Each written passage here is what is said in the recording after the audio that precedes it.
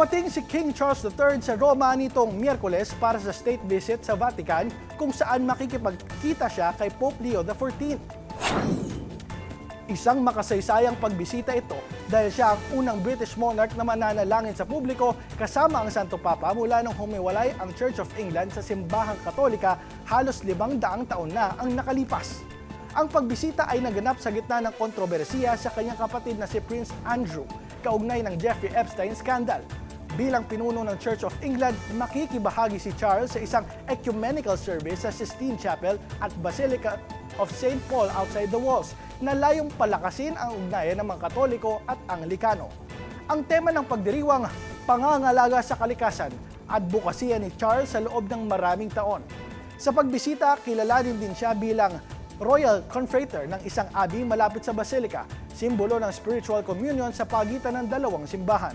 Samantala, kasabay nito ang pagbubunyag ng memwa ni Virginia Giuffre laban kay Prince Andrew, dahilan para tuluyan niyang isuko ang kanyang titulong Duke of York. Si King Charles, 76 anyos, ay patuloy namang nagpapagamot sa kanyang sakit na kanser na natuklasan noong 2024.